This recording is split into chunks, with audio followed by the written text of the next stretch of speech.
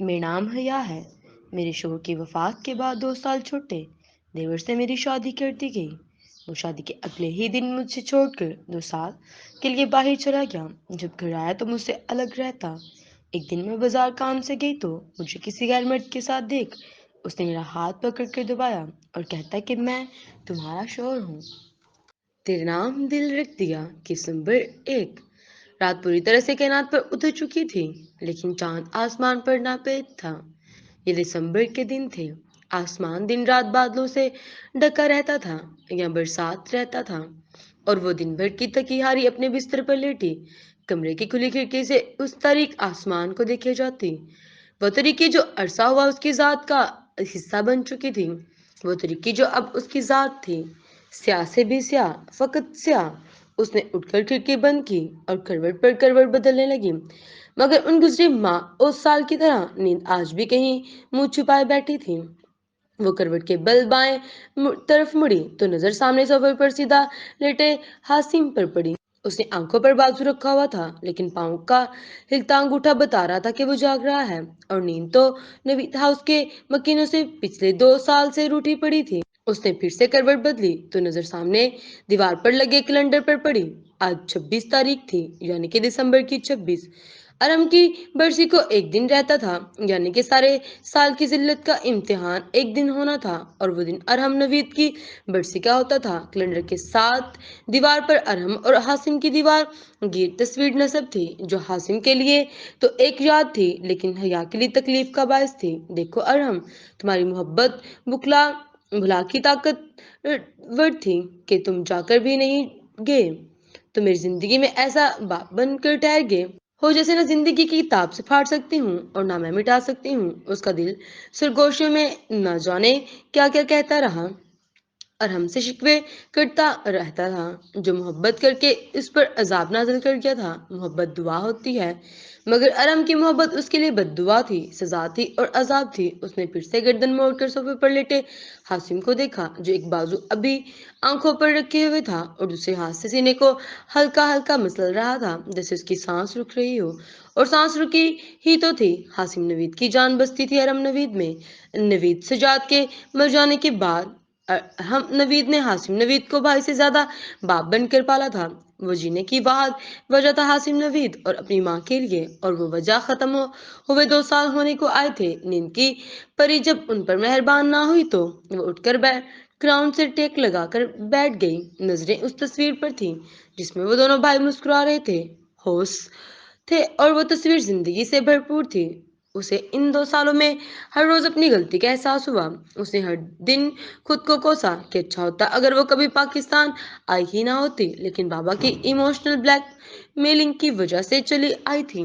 حاسم، مجھے پیاس لگی ہے۔ اس نے لیٹے ہوئے حاسم کی طرف دیکھا تھا۔ یہ نہیں تھا کہ وہ اکیلے ڈرتی تھی، ہاں یہ تھا کہ وہ پہلے کی طرح اب بھی حاسم پر جماتی تھی، اور بدلے میں وہ چپ رہتا تھا اور اس کی آنکھیں سب بول دیتی تھی، نفرت کی ہر ایک کہانی۔ حاسم نے بازو آنکھوں سے ہٹائے اور بنا اس کی طرف دیکھے اسبات میں سر ہلاتا باہر نکل گیا۔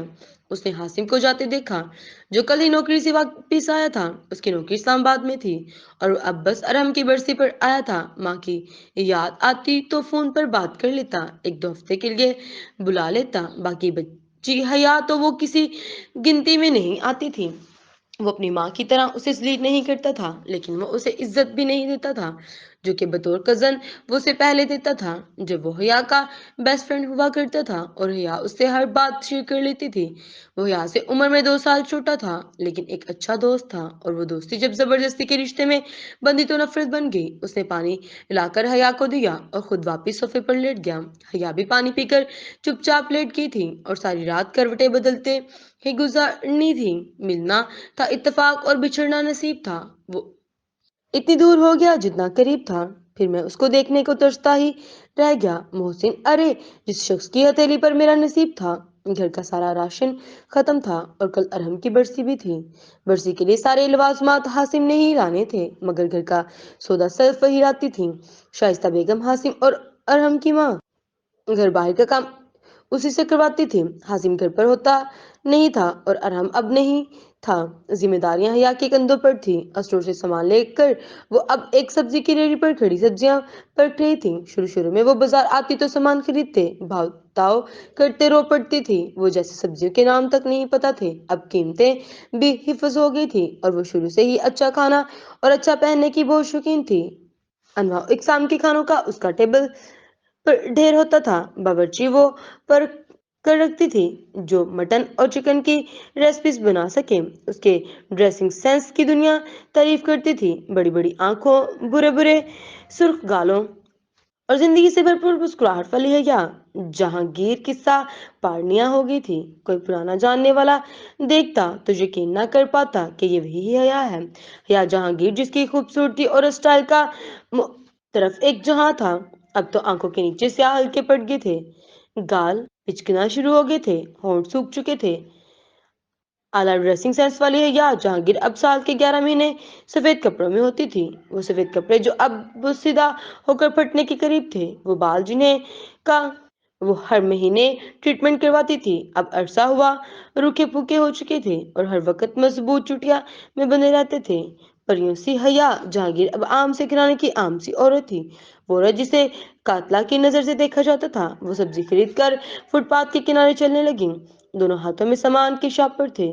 सफेद दुपट्टा मुफलर की तरह गले में पड़ा हुआ था और वह नजरें झुकाए पांव घसीटते चल रही थी। जब उसके पास सुर्ख रंग की कार आकर रुकी और फिर कार से उतरी।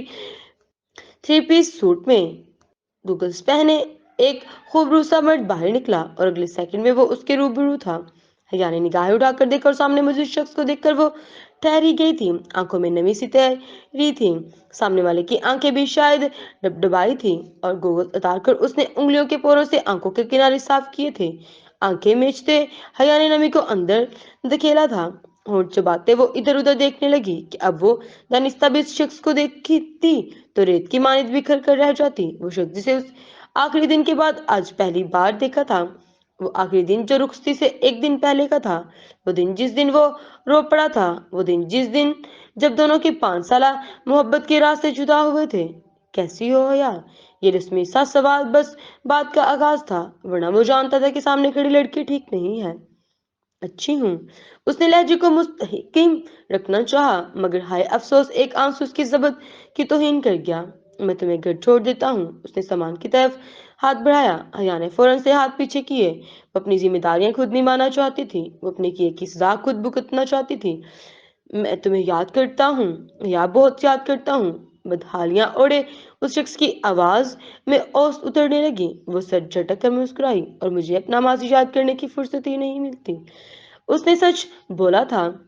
अगरचे तलवार था जो सुनने वाले को काट डालता था। दोनों के दरमियान कितनी देर तक खामोशी छाई रही। उस खामोशी को मोटरसाइकिल के बेहंगम आवाज ने तोड़ा था। हया ने रुख मोड़ कर देखा। वो मोटरसाइकिल सवार हासिम नवीद था जिसकी आंखों से शरारे निकल रहे थे। हया ने एक गहरा सांस खारिज किया। अच्छे दोस्त को शोहर नहीं होना चाहिए क्योंकि वो आपके माजी से वाकिफ होता है और एक शोहर बीवी का माजी फरामोश नहीं कर सकता। हासिम नवीद जानता था हया जहांगीर उमर सुल्तान से मोहब्बत करती है और आज दोनों को यूं सरेरा एक दूसरे के रूबरू खड़े देख वो गुस्से से बल खा कर रह गया था। अमर सुल्तान को नजरअंदाज करता उसने बाइक से उतरकर उसने हया से शापर्स पकड़े और बाइक पर रख दिए। हया पीछे बैठी तो वो बाइक भगाता हुआ ले गया और पीछे खड़ा मुसाफिर से जाता देख रहा। वो मुसाफिर जो ठिकाने की तलाश कर रहा था और ठिकाना भी हया जहांगीर की जिंदगी में जारी है।